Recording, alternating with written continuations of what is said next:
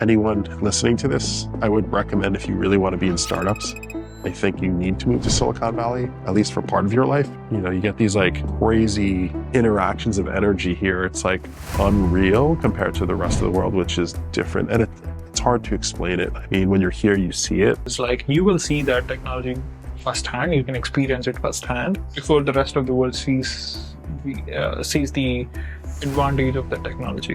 Justpaid is the platform to facilitate B2B payments for companies, enterprises to work together. Usually, finance teams are the ones that are most overworked. So if we can make their jobs a little bit easier, a little bit better, that's the goal of Justpaid.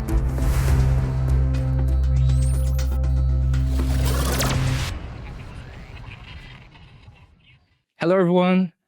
I'm super excited again to do this series of interviews, talk about AI here in San Francisco. I'm here with these amazing minds here. And today we're going to talk about their past experience and also the future about AI and here in Silicon Valley.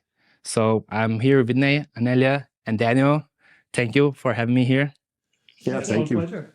Yeah. So why don't you guys introduce yourself for people that don't know you? I think Vinay can start. Sure.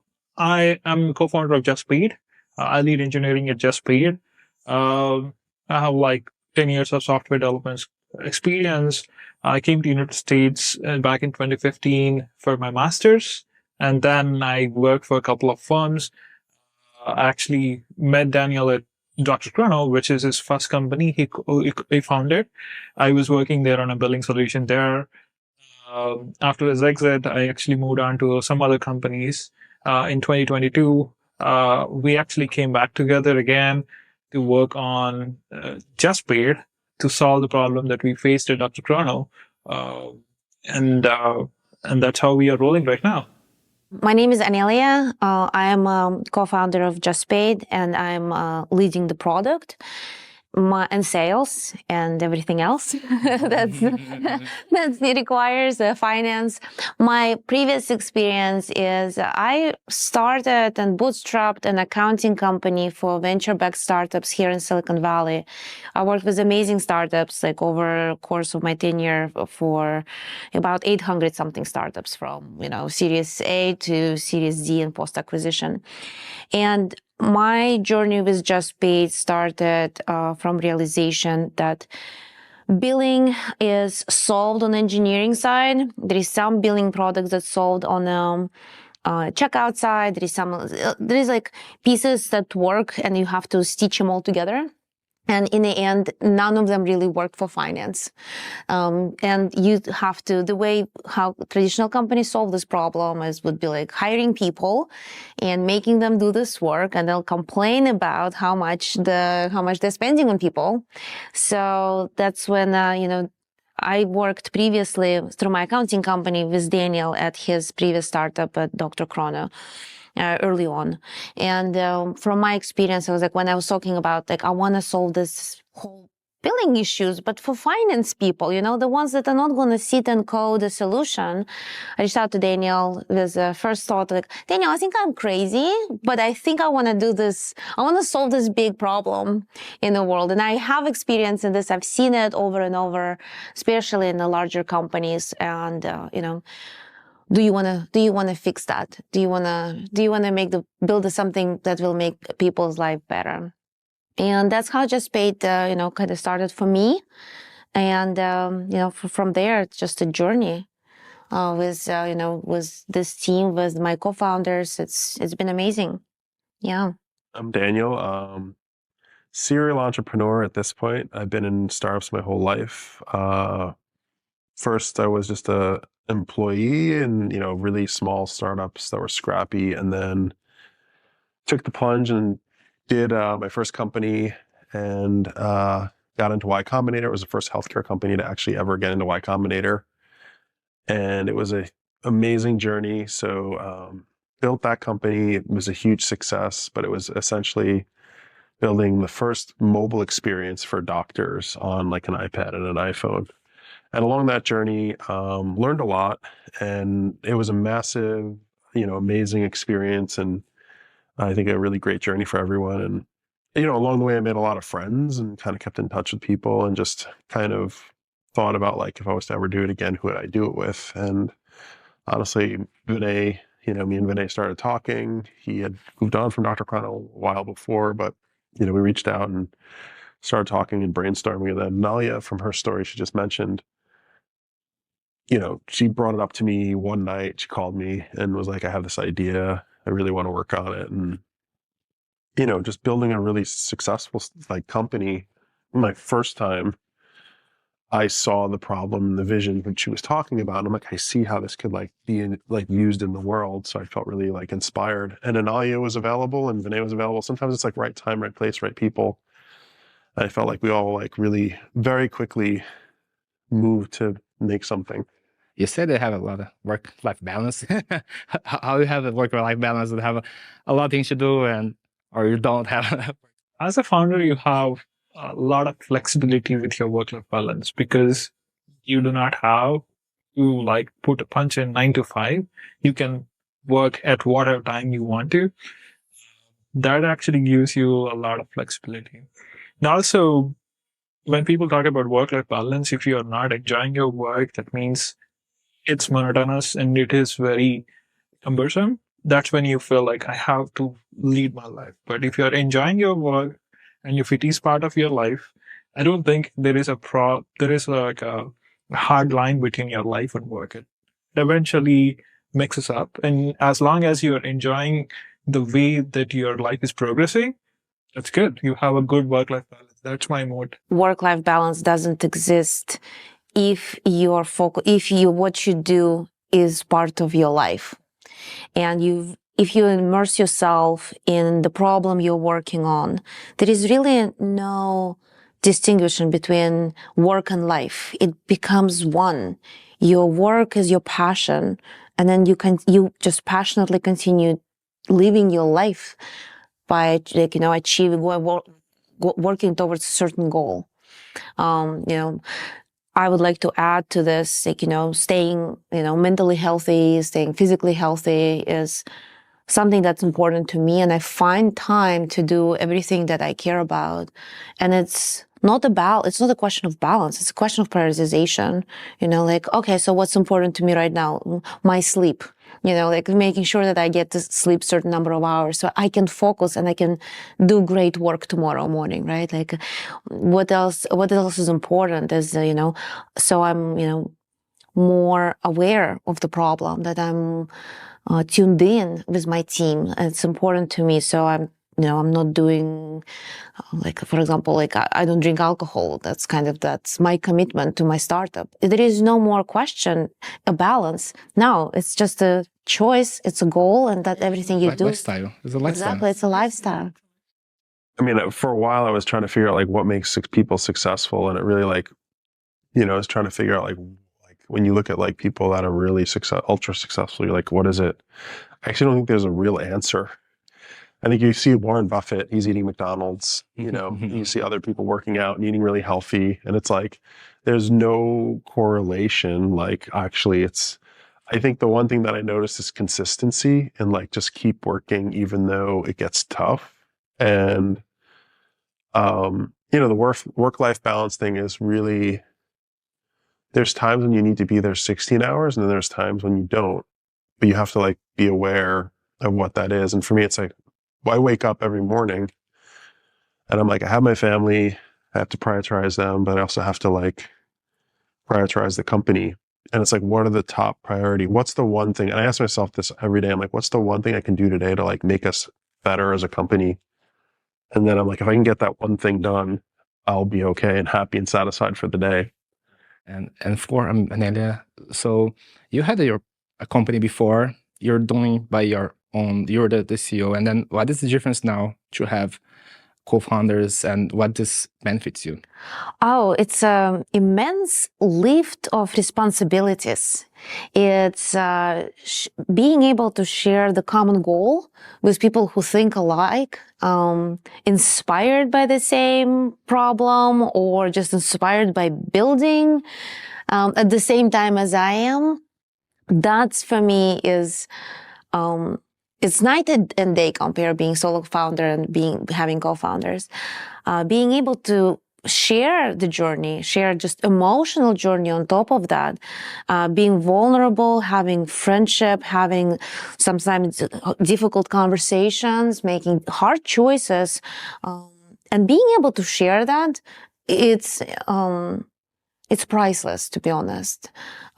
If I'm ever gonna go back and give an advice to somebody and say, hey, you know what, do you want to be a solo founder? You have 100% equity or whatever, versus like having co-founders. I will always vote for co-founders, and do it with friends.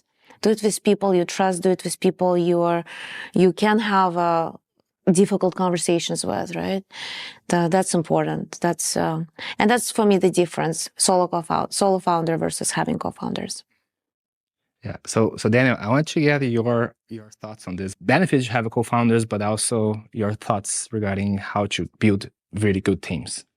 I think it's almost like a sports team in a way. People say, some people will say like, hey, we're building a family. I view it like very much like a sports team, where it's like, how do you find the best people that are willing to put in the hours? And it's not like the hours like 9 to 5. It's like, can they execute? Like if someone could do something in 4 hours and they can do so much work, that's okay with me.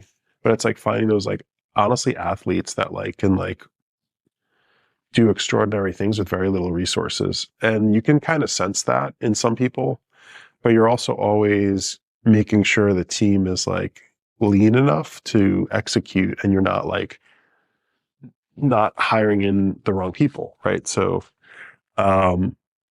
everybody gets that sixth sense, like, oh, that person's really smart, but a lot of people are so reserved, they don't ask that person to work with them, right?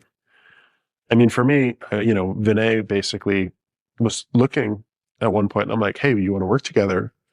If I didn't ask him, he would have maybe said no. Like it would have never happened, right? Like, so I feel like just asking people, and Anelya asked me, she's like, hey, I have this idea, but I think that's part of it, but you also have to know who's like really good, and you can sense it when you're around somebody. The one thing that's a little dangerous, but a lot of companies do, is they just hire in people really quick. People don't like hackathons or paired coding sessions or those types of things, but they really do help because you get a sense of the person that you'll be working with when they're at least showing you like some of their skills. I mean, Vinay has hired a bunch of people now, Anelya's hired a bunch of people now. It's like, that we've all done it here at this company. So we're all seeing it and learning like, okay, what do we do in this company? Because this is a fully remote company too. So it's very different, where you can hire really skilled people across the globe, which is both Anelya and Vinay hired amazing people that I wouldn't have found, honestly, that I feel like are really rock stars. And I'm like, wow, these are really like solid people. So we're always figuring out the right way to find the right team. You guys come from different parts of the world, and come here, US. How was coming here to the US? Because I'm from Brazil. Don't know. So for me, my dream is come here and live the American dream and make things happen. I came to the United States in 2015. I'm originally from India. I'm born and brought up in a small village in southern part of India. All my schooling, my bachelor's, everything was like literally close to my hometown. The first job that I actually took back in India was in a bigger city, Bangalore. It's a Silicon Valley of India. That's when I exposed to a lot of technology and how tech moves and what technology can change. But I see that it's very tough for me to grow up and become to a stage where that I wanted to be if I'm staying there in India, because startup boom is not there at that time, and it is not easy for me to start a company. I don't know any basics. I was just out of college, so I was looking at where everything, the tech happens, where the hard stuff happens. I came to know that in Silicon Valley, California, because a lot of companies that are Silicon Valley based have an office in India as well. And I actually reverse engineered, okay, this is the place where I have to be in. So what should I do next? So I should come to United States. The easiest way that I can possibly think of is go to masters, and I actually came to masters and to do from Texas A&M. After completing masters, I tried so hard to come to Bay Area, but unfortunately, I didn't get an offer in a Bay Area company. But I was trying hard. It took me almost 2 years or 1.5 years to come to Bay Area. Fortunately, Dr. Krona accepted me, and then my journey started. From there, I've been working all different type of startups, learning and understanding how startup works, all that experience, and also the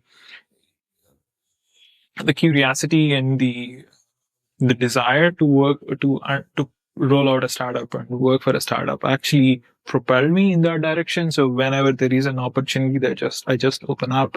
I worked for a company. It was a fairly big one.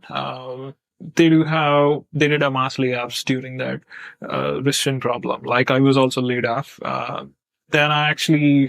Until then I was resting, I would say, because I was not focused on the original dream that I was that came here. Suddenly, like, I was thinking, like, should I start something, or should I get a new job? What should I do next?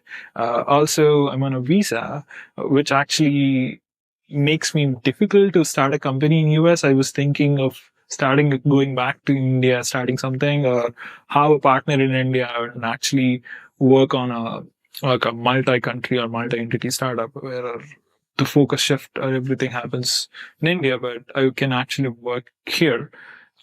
But that unfortunately didn't happen as well. But Daniel actually saw my LinkedIn post that I'm available for work, and he reached out and said, "Hey, let's connect together and see what we can do." We met at a Panira Bread, and then, like, I was telling him the story. Like, I was actually doing this. I was trying to get to work on a startup or build a startup.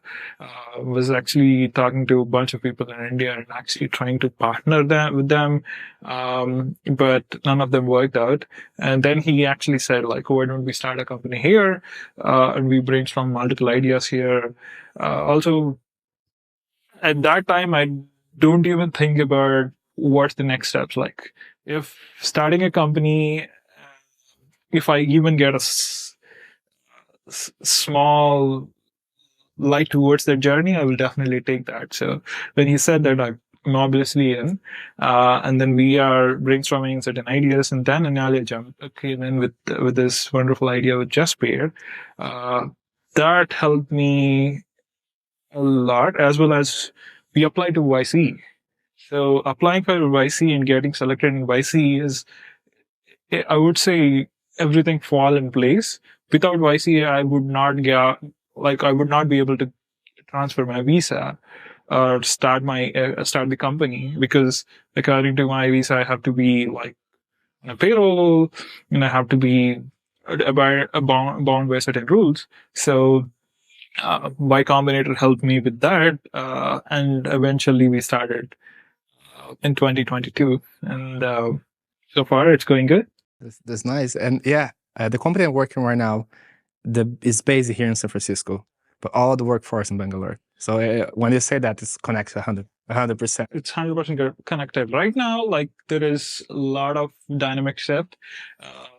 People are looking at emerging markets, and there is a lot of opportunity back in India as well. Like, potentially, we might actually look to have an India team as well. That's something that I can think in the later time. Yeah, and then I've been through the same process as you think. I want to be working with the best on the technology, and where is the best? San Francisco, Silicon Valley. So, and then during the process, end up that for me is happening is AI revolution. At the same time, I'm coming here and studying master in data analytics. And that was the perfect time for the perfect study. So I was learning machine learning when it's just beginning the machine, like not beginning, but it starts to get, it's big, the machine learning algorithms and all of that. So it was right in the right time and right place. Even though San Francisco is kind of it's kind of disappearing, but at the same time is growing the AI. So One biggest advantage that being in Bay Area is like you will see that technology firsthand. You can experience it firsthand before the rest of the world sees it. So you can actually go to the market if you are a company that is building on something on a hot technology like AI. You can go to market before the rest of the world sees the advantage of the technology. So I feel fortunate enough to be in the Bay Area.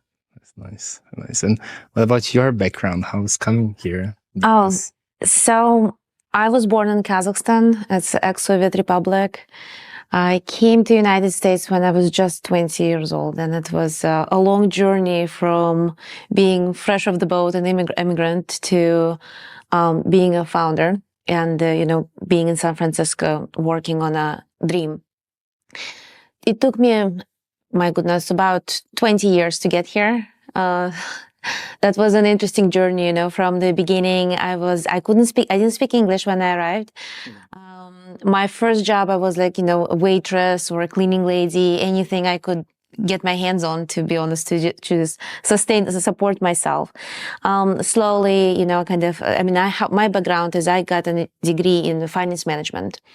And the reason I got a degree in finance management, because my parents were telling me, you know what, accounting is easy in every country, regardless where you go. Like marketing could be different because could be cultural differences, but accounting is something that you can really take with you everywhere. So I got accounting. I wasn't really I never could see myself being an accountant, but when I got here, I was like, all right, well, I have a degree. I don't have English, so I'm going to start to learn English. From there, I was like, well, my next step, I feel confident conversing in a new language. So I'm going to get myself a job in, some kind of office job. And from there, I put myself in a position where I was exposed to some accounting tasks where I was able to perform, prove myself. I was like, okay, next step, I'm going to get a job in public accounting, which I did. And next step, I was like, I'm going to run my own company. I have enough experience. I know what to do. And if I don't know, I'll figure it out. My whole attitude in life, I feel like it's been, I'll figure it out. Do it first and then figure it out. Exactly, right? Being in San Francisco, it's like a Mesopotamia of culture, right? Or it's a cradle of technology. That's where it all starts. And I feel like with me being here, and me working in finance and helping startups from the seed stage to later stages, just seeing how much work it takes, how you can, being completely fully knowledgeable about some kind of subject doesn't always help you. It's also nice to be a little bit naive, going into this big problem and trying to solve it. You can do it. I'll figure it out, So that's my journey to startups, to from Kazakhstan to Silicon Valley, working on a startup.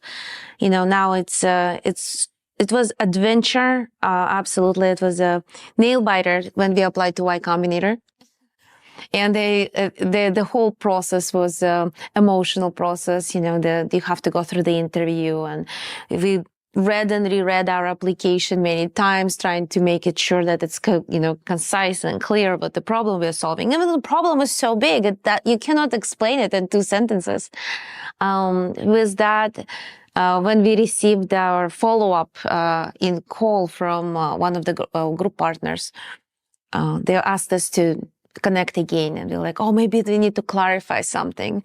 And they said, congratulations, guys, you are accepted. I was like, that could have been an email. I couldn't sleep for 24 hours. What did I do wrong? Oh, so I just hit the microphone. What did I do wrong? I couldn't sleep. Yeah, it's a journey, and it's amazing to have this history, to have everyone comes with their individual experiences, individual background, and sharing something together. That's a gift. Yeah. My background, I was born in New York. New York, there's not a lot of startups, like at least when I was there. And my dad was a blue collar worker, so I always assumed like either become an auto mechanic or a firefighter. Like everybody in my family was that. But I went to college and I kind of saw the energy around like building technology, and I'm like, this is a conduit to like scaling something. And it was just really, it also was like an art and a creative process. Like a lot of people don't talk about that, where it's, you have painters painting and you have like people designing like architectural buildings. And it's like, that's all artistic. I feel like when I saw that technology, I was like, this is super interesting. Let me see if I can like do this. And I, got my master's in computer science and, um, interviewed really badly, but I think it was subconsciously I didn't want to work for big tech. So there was a lot of like big companies that, I felt like I wanted to pave my own way. And, I applied to like Microsoft, didn't get Microsoft. I applied to Google, didn't get Google. Applied to Bloomberg, didn't get an offer at Bloomberg. So I was like, let me go work at a scrappy startup that, the guy liked me. He thought I could code, and, did 2 startups. It was a really tough go of it, honestly. I think I learned a lot along the way. I was super grateful to the 2 companies that I worked at that, but they both at the end of the day imploded. And I moved on from those companies and then decided, let me try it on my own, because I learned enough from the 2 startups that I was an employee, like coding all the time at. And I felt like that gave me the, this, like, I would say the gusto to do it on my own. Like at that point, after I saw 2 companies fail, in a weird way, I'm like, if they can fail, maybe I can make it work, because I saw what they did wrong. So that was the point that you reached, like, okay, that's my time too. I learned and good enough, and I know the things I can change to make it better. I knew that if I went to go work in another startup, I might fail, right? So why not just do it myself and try and see if I could make it work? We're scared to fail all the time. I mean, we didn't have any investors, so it was all my money. I was pouring it into it. They say like every company fails, right? So like I was just literally shoveling my whole life savings, which wasn't much, into like the startup, and I wasn't getting anything in return. So it took many years to like get to that point. But how was your motivation to like keep going and keep going and keep going and keep going? It's tough. It's horrifying, honestly. Like it's very scary when you're spending all your cash and you're like, what am I doing? And you're questioning it. I think there are always glimmers of hope. Like when we launched our first medical record on the iPad, we were the very first medical record on the iPad. So it sounds silly, but it's like everything's on the iPad now and on the iPhone now. But we launched on the iPhone, we launched on the iPad, and I had this like idea, like people are going to use the iPhone and iPad to do medical stuff. Let's make the best experience possible there, and it all talk to the cloud. That was not a thing back then, the cloud thing. Like Pandora was like super new and edgy. Netflix was super new and edgy. Like you could watch Netflix on your phone. Like it blew people's minds, and they're like, oh, you could do prescriptions on your iPhone? Like it was this new edgy technology, and I was right place, right time. I mean, that was a glimmer of hope where I'm like, okay, I think we're actually onto something like that's unique and no one is doing. And I think that was what, I was like grappling onto those things that like kept us going for that part of the journey. And then we were in New York. I do think all of the funding is out in a lot of the funding is out in California. Not all of it, but huge amounts of funding. So like we were struggling with no investors, and then we met the founder of Reddit. He came to our offices and he was looking at like what we were doing, and he's like, you can go apply to Y Combinator for my first company. So we flew out to California. I mean, I was really skeptical of Y Combinator because it was all of our money. Like we didn't have much money. Like it cost us like $6,000 all in for a trip. And I'm like, this is like 1/4 of all of our money. I was like, I hope we're not making a stupid move because we could survive longer in New York But anyway, we flew out here and met the Y Combinator team, and they wanted to make an investment. And I had a lot of faith because my co-founder really respected Y Combinator. He's like, this is the place we got to do it. Trust them. And I'm like, okay, let's try it. because we had a lot of other people that wanted to invest, but it just wasn't like a fit. So we took the risk. I flew to California, and Y Combinator was the first investor, very first investor in our company, we were their first healthcare investment too. So it was like a new thing for them, a new thing for us, having an investor. How was after the Y Combinator? I don't think there's ever an easy part of a journey in building a company. I think every company has challenges and struggles. It's just if you can get through those and like figure out ways to keep the company going and like surviving and iterating and creating like an innovation cycle. I do think anyone listening to this, I would recommend if you really want to be in startups, I think you need to move to Silicon Valley, at least for part of your life. You don't have to be here forever. But I mean, the opportunity here is enormous and it's hard to explain it. Like, we went on a camping trip, all three of us, and we got one of our investors from a camping trip. Go figure. We were just going out in the woods to like hang out with like other founders, and like an amazing investor was like, I love you guys. I want to invest. Like, it just kind of came out of nowhere. You get these like crazy interactions of energy here. It's like unreal compared to the rest of the world, which is different. And it's hard to explain it. I mean, when you're here, you see it. When you're not here, you don't understand it. So it's like, I think it's like being an actor outside of LA. That's probably the best thing. It's like, can you become really famous outside of the infrastructure that's been there for all of the years of Hollywood? Like, it's hard if you're like in Michigan or Wyoming or Utah or, in Florida. It's like, how do you become a famous actor? I don't know. But when you go to LA, there's a lot of possibilities of chance. Yeah, it's an environment where they kind of foster each other and everybody's learning from each other. I noticed you go to bar, you go to the restaurant, you go to the gym.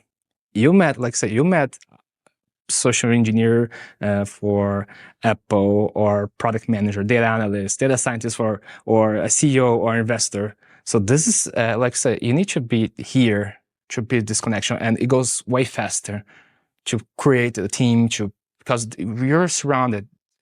And even San Francisco is a small city. You cross paths all the time. Have you guys had another experience like this?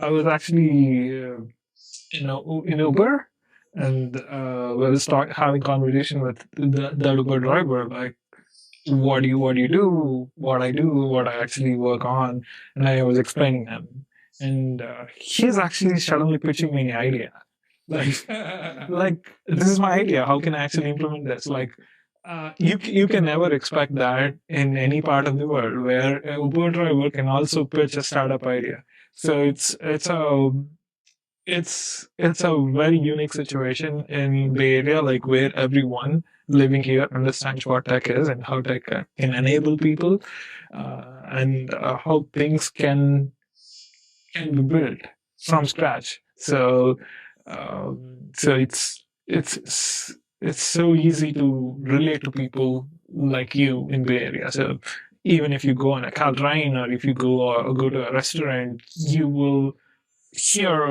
overhear people talking about like new things coming out, like that new app that launched or a new technology that is launched. So it is like a learning experience even while you're living your life. So which is not happening anywhere in the world. That's right. I have a lot of stories on Ubers. Like I say, I saw day traders. I saw some people ask about data science questions for me, and the smartest Ubers I ever seen was here in San Francisco. Uber is a great example. I had in the last month, I think I have had 2 Uber drivers who pitched me their idea for fundraising because I do angel investments. I had one guy who was asking me for the go-to-market strategy. It is amazing, of course, and running into people just outside of Uber's like events. Absolutely, networking events, anything about AI, anything about founders, investments. You see same people over and over, and you realize you're in the same stage of the journey. You're like, oh, okay, we should be friends. We should exchange some knowledge. That's for me is the biggest. And then, of course, from there you form friendships. You go to camping trips, you go to dinners, something that is missing living anywhere else. And, I also tried living in New York. I spent some time in Amsterdam. And that energy is missing in Europe. That opportunities are missing anywhere else in the world. I lived for a few months, I lived in Buenos Aires in Argentina. And for me, that was just like, it's completely different mindset of people. They're not really there for trying to create a company that will change the world. Right? It's like in Europe, we have it like, I'll start my own little business. I'll do consulting, but nobody is there is building a product. Like nobody has this inspiration. You know what? I'm going to go and change, like ask people what's the problem, find out why and change that. Like, I have a funny story. We can cut it out if it doesn't fit. In Amsterdam, I went to the doctor and they recommended, I had a cut and they recommended to do a rabies shot. And that rabies shot, they said, I will do a rabies shot right now for you here in this medical center, but you have to go to the pharmacy across the street after, get that shot there and bring it back to us. I was like, why? Well, because we don't get it delivered. Look, why you don't get it delivered? Do you get other medication delivered? We get everything else delivered, but not rabies shot. And I was like, why? She leaves the office. She comes back 5 minutes later and she said, you know what? For 8 years, I've been telling people to go to pharmacy, pick up the rabies shot. And apparently we don't have to do it. We can get it delivered. I'm like, you guys kidding me? Nobody asked why. And that's like, pretty advanced country. But I feel like here everybody is, they're not afraid to debate and ask why, what's happening? Why are you doing this in this stupid way? There's a book. Everything is start asking why. Ask why, exactly. Yeah. What about Justpay.io? Can you guys explain it? Justpaid is the platform to facilitate payments, B2B payments for companies, enterprises to, work together. And the pain that we're solving is essentially after the sales contract, after your salesperson signed a great deal, very unique snowflake kind of deal that is not a unique plan that's like, $500 a month, but it comes with like a lot of billing parameters. You can easily upload the sales contract to our platform. AI will parse and understand the contract, pick up billing parameters, create sequence of invoices, and from there, we'll email that invoice to the customer. Customer can use our payment link to make a payment, just to make it as frictionless as possible. They can, of course, use their own payment system or whatever they're using. We, on the back end, we monitor, is this payment link been utilized? Yes, no. We monitor bank accounts. Hey, is the money received on the bank account? Yes, no. We received no on both ends. We're like, all right, so it means the payment has not been received. This receivable is still outstanding. This invoice is outstanding. From there, we go, the next step is we follow up. We actually make an effort to remind the customer, hey, this invoice is unpaid. It's very personal. It's based on their customer responses. They say, what, a manager is on vacation and somebody else is at the conference. I'm sorry, we cannot pay it right away. We don't have money right now. Whatever the answer is, our system can detect the answer, respond properly, come up with summarize the answers and give a report to the business owner, founder, CFO to help them to control the accounts receivable better. That's pretty much what Justpaid is. For accounts receivable, for accounts payable, we do the same thing. We utilize the vendor contracts, and we use that data to provide the controlling functionality. And how it works, it's what people do. That's what I used to do for other startups. When a CEO, CFO, CTO, whatever, whoever signs a contract to hire a person to buy some kind of services, after the contract engagement letter is signed, the next step is receive a bill for payment. Usually this process is very disconnected in the company. A person who pays the bills is not the person who essentially engaged with the service company. So account finance doesn't necessarily know how much to pay, what's an appropriate amount to pay. Bill comes in, we trust that this is the amount to pay.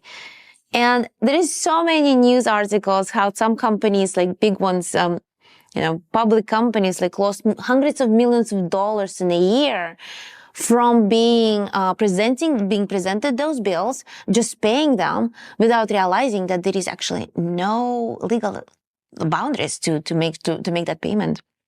So Justpaid takes this under control.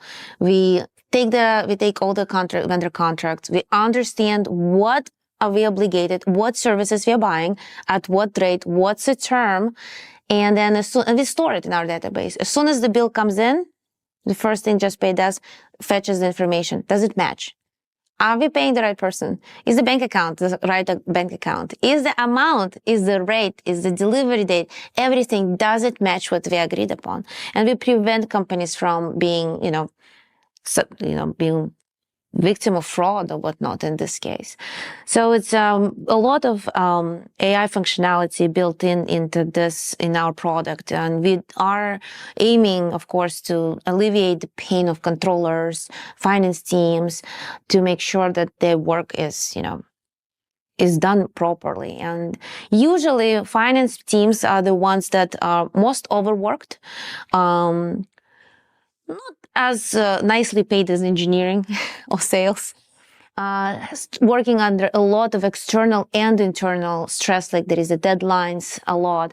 So if we can make their jobs a little bit easier, a little bit better by asking safer, exactly, by asking them what's, why are you doing it this way and what's the worst part of your day, and alleviate that pain, that's the goal of Justpaid. That's what Justpaid is. Yeah, and it started from the previous company. You start developing back there. How was the Kickstarter? I think you guys developed for yourselves first, right? Every startup where they're, like what Anelya said, there's a lot of finance people involved. So I just see it in every startup that I've worked at, where, and in Silicon Valley, I see it a lot where, you have to hire an engineering team to do technical work. You have to hire a lot of accounting and finance people and FP&A people to really figure out like the cash flow. If you're a successful startup, you have at least 1,000 customers, 5,000, 10,000, 20,000 customers. When you get to a certain scale, you're hiring people to like figure out the money problem. What Anelya said was they just hire people, and we're trying to create I would call it like an AI AR agent type product that allows those people to not be so stressed out and do sometimes there's incorrect work, or they're not collecting the revenue when you want it. So there's a lot of nuances there. There's a lot of data. There's a lot of in and outs, and how to manage all that. There's a lot of stuff that has to be figured out in this AI space because, there is multiple formats that people generally use are read the information from. Like it's from documents, it's from structured information like forms. It can be Excel sheets, it can be APIs, it can be like other applications as well. So we have to make sure all of that has to be standardized before, and also that data has to be validated before we actually send it to AI models, because AI models are like humans. They do understand the way the information is presented to them.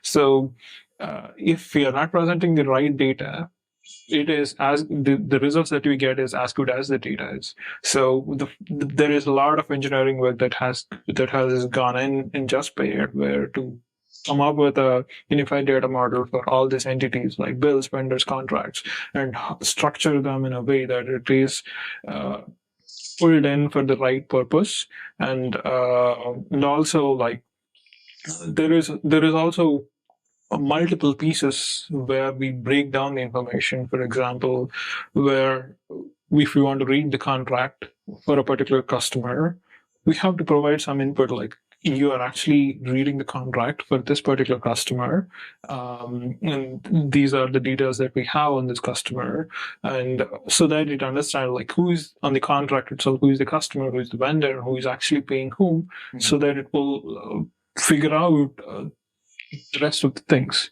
And Similarly, on the other hand, other side of things, like, well, when validating the builds, like, who is the vendor here? Like, if we do not provide enough information, we have to, it gonna give ambiguous answers. So there is structured way of prompting AI models, these LLM models, that we incorporate in order to get valuable results that can be structured that can be shown to our customers. Um, well, we do have a good team that actually understands what we're building and how our customers can use our product.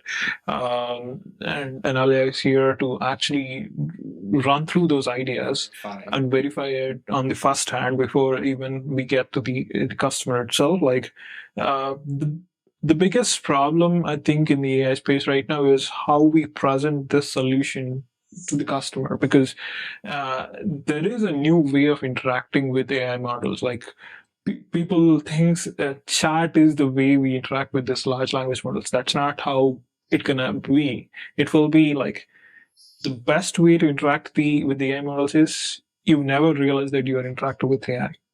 That's the best way you to utilize to build interfaces on top of AI models. So that is something that we are trying to encapsulate into Justpaid. So we do have amazing designer who actually understands current workflows and also help our customers who are working on this current interfaces to transition to this AI-based workflows, where it is easy for them to switch and get a valuable outcome, and also as a bonus, they can reduce the amount of time that they're working on the work they do. Daniel, what do you think? What is your thought about what's going to be AI in 5-10 years now? They're going to take over the world, or what is your thoughts about it? I think there'll be AI platforms. Like, there's a lot of technology and there's a lot of money being poured into AI. I do think it's going to be more hacked together, like systems, like complex systems, like almost like the human body, where like some AIs will be good at math, other AIs will be good at history, other AIs will be general AIs. Like, some of the AIs will be operating systems, meaning like you build apps on top of them. Some of them will be open source, some will be on device, some of them will be in the cloud. I do think it will become like a human body in a really strange way, where like you're going to have to glue pieces together to make what you need. It's clear to me that AI is here to stay, and it's just going to get better and better and better consistently. It's scary how fast it's moving. Every other month, there is something so drastically different about the AI space. It's really hard to say where it's going to be, but it's definitely going to disrupt a lot of our lives in really good ways. And, you know, people say it's going to take their jobs. I kind of disagree with that statement, because people find things to do.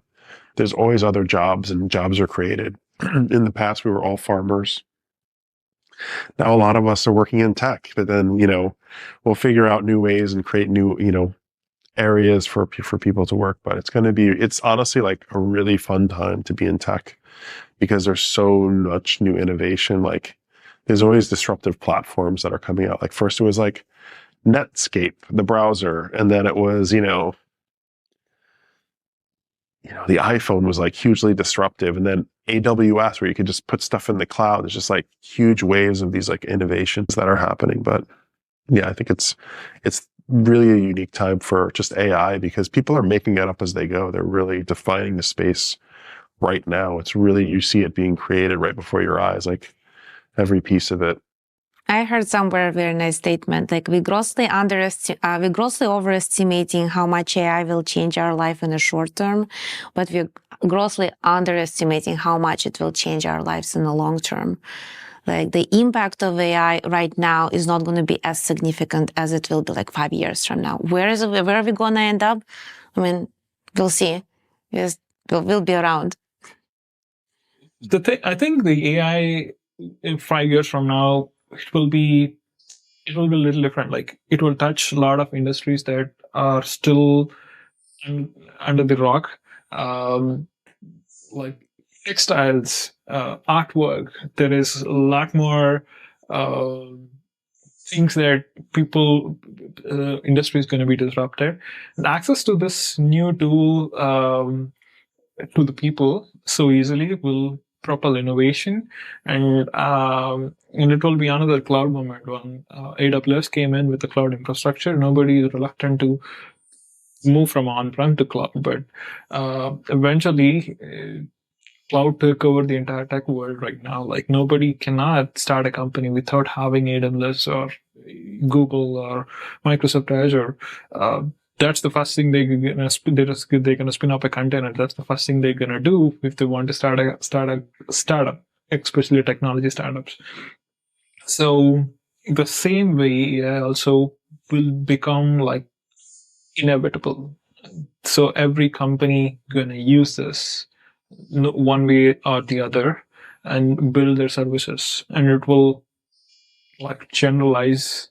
And nowadays you see AI for X, AI for this. I don't think that's gonna be there in 5 years. Like, every company will be AI company. So you will not like add AI into your bio or funding pitch. It will be like obvious that you will be using AI tools in your application. Um, yeah, one other potential that AI gonna bring is the way people gonna learn things, especially education. Um, 5 years from now, people don't want to write long, lengthy tests.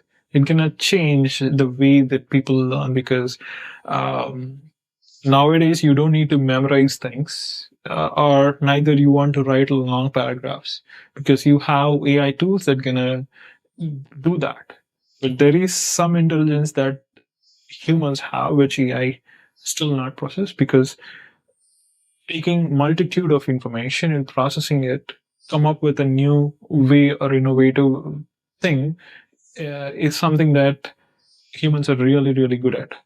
That innovative thinking um, will be inculcated or added to the ecosystem in education. So people will be learning that innovation thinking rather than just by hurting the things that happened in history. Vinay, Anelya, Daniel, thanks so much for having me here, for having this amazing discussion. And yeah, see you guys there on the next episode. Thank you. Thank you. Thank you, everyone.